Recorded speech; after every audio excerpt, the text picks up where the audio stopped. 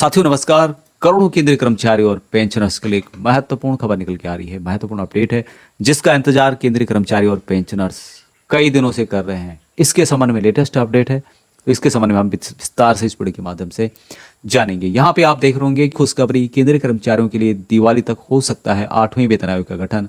8 महीने में आ सकती है सिफारिशें। ये जो खबर है जी बिजनेस के माध्यम से मैं आपको बता रहा हूँ। फिटमेंट फैक्टर के बारे में भी इसमें बताया गया है कि कितना फिटमेंट फैक्टर रहने की संभावना है। और यहाँ पर जो 8वें वेतन आयोग की गूंज है अब सुनाई दे रही है। माना जा रहा है कि दिवाली 2025 20-22 अक्टूबर तक इसका गठन हो जाएगा और कामकाज देरी से शुरू हो जाएगा। सबसे इंपॉर्टेंट बात जो इसमें बताई गई है कि अब लटकाया नहीं जाएगा सिफारिशों को, बल्कि 8 महीने के भीतर रिपोर्ट तैयार कर ली जाएगी। यानी कर्मचारियों को अब ज़्यादा इंतजार करने की आवश्यकता नहीं पड़ेगी। 8वें वेतन आयोग को गठन के लेकर के जो अपडेट यहाँ पे दिया गया है कि पिछले जो आयोग के अनुभव बताते हैं, टर्म ऑफ रेफरेंस तय होने और गठन की प्रक्रिया में लंबा वक्त लग जाता था, लेकिन इस बार हालात अलग दे रहे हैं क्योंकि सूत्रों के अनुसार सरकार चाहती है कि अक्टूबर 2025 तक 8वें वेतन आयोग का गठन कर दिया जाए। इसका सीधा सा मतलब है कि दिवाली आएगी तो कर्मचारियों के लिए कुछ न कुछ खुशखबरी यहाँ पर लाएगी। पैनल में कितने सदस्य होंगे तो 8वें वेतन आयोग में यहाँ पर जो चर्चा है कि 6 सदस्य शामिल किए जाने की चर्चा है। इसमें एक चेयरपर्सन होगा और 5 अन्य एक्सपर्ट होंगे जो कि अलग अलग कैटेगरी कर्मचारियों की जरूरतों, महंगाई और वेतन संरचना का अध्ययन करेंगे। कितने समय में लगभग पूरी हो जाएगी रिपोर्ट? तो 6वें और 7वें जो पे कमीशन है उसको पैटर्न को यदि देखा जाए तो तकरीबन यहाँ पर 15 से 18 महीने का वक्त लगता है। लेकिन इस बार सरकार का इरादा कुछ अलग लग रहा है। इरादा साफ है, केवल 8 महीने में सिफारिशें तैयार कर दी जाएगी। इसका सीधा मतलब है कि 2026 आते ही कर्मचारियों को एक नए वेतन आयोग का फायदा मिलेगा।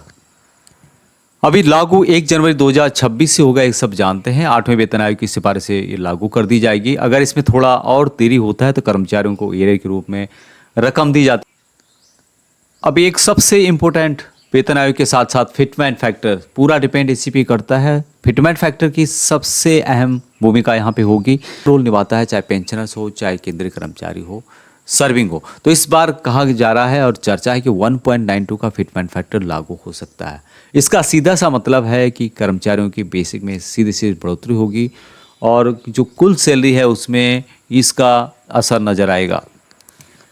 DA/DR 55% DA मिल रहा है। जुलाई 2025 में इसका 58% कन्फर्म हो चुका है और इसका ऐलान बाकी है। वहीं जनवरी 2026 तक इसमें जो है 61% तक पहुंचने की संभावना है। लेकिन 8वां वेतन आयोग जैसे ही लागू होगा, नया जो पे स्ट्रक्चर है उसके बाद DA शून्य हो जाएगा। ये सब हम जानते हैं। तो यहाँ पर जो फिटमेंट फैक्टर नए लेवल की बात की जा रही है, जिसमें इन्होंने जो कैलकुलेशन किया है कि बेसिक पे में कितनी बढ़ोतरी होगी, क्या उसका डिटेल्स रहेगा, कितना फ़र्क पड़ेगा। तो टोटल इन्होंने कैलकुलेशन करके जो बात यहाँ पे बताई है कि कुल मासिक सैलरी में यहाँ पर 10,000 की बढ़ोतरी देखने को मिलेगी। और ये जो न्यूज़ है जी बिजनेस के माध्यम से दी गई है। हालांकि हकीकत क्या होता है वो बाद में पता लगेगा, लेकिन इनके द्वारा ये अपडेट दिया गया। अभी तक इतना ही। जय हिंद।